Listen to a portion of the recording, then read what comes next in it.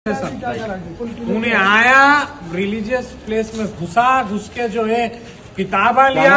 हम हमारे ये शराफत है, हम अब तक खामोश बैठे उसको कुछ भी नहीं करके। साहब अब भी करते हैं, अनवर साहब कंप्लेन देते हैं।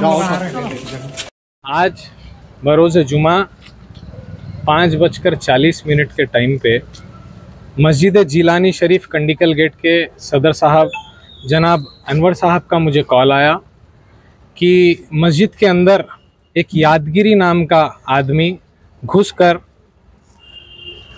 मस्जिद के कुरान शरीफ एक थैले में भरकर लेकर जाकर स्क्रैप की दुकान पर बेच रहा है।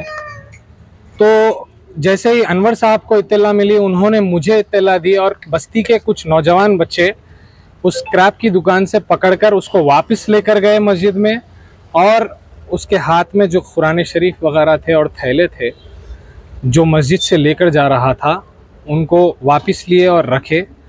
जैसे ही मुझे इत्तला मिली, मैंने नक़ीब मिल्लत बारिश असदुद्दीन अवैसी साहब को इत्तला दी।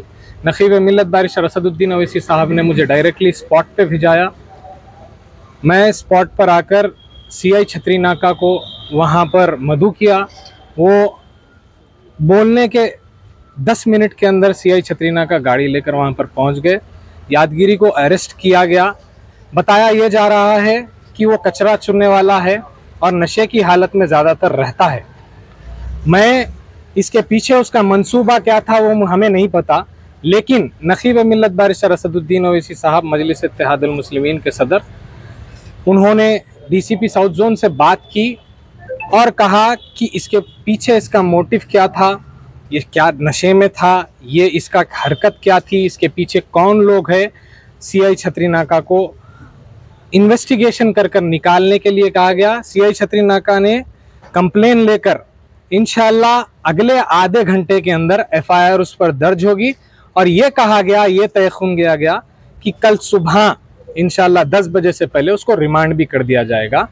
बस्ती के कंडिकल गेट के सारे बड़े लोग, यहाँ के लोग भी मौजूद थे, नौजवान भी मौजूद थे। मैं सबका शुक्रिया अदा करूँगा पीस मेंटेन करने के लिए, और इंस्पेक्टर छतरी नाका से फिर से मीडिया के ज़रिए गुजारिश करूँगा कि उसके ऊपर सख्त से सख्त कार्रवाई की जाए। और नक़ीब मिल्लत बारिश असदुद्दीन अवैसी साहब, हबीब मिल्लत जनाब अकबरुद्दीन अवैसी साहब, जनाब समद बिन अब्दाद साहब का भी शुक्रिया अदा करना चाहूँगा, जिन्होंने इस केस में पुलिस के आला अहदेदारों से बात की, और यहाँ पर जितने भी लोग हमारे साथ आए उनका भी शुक्रिया अदा करना चाहूँगा। शुक्रिया।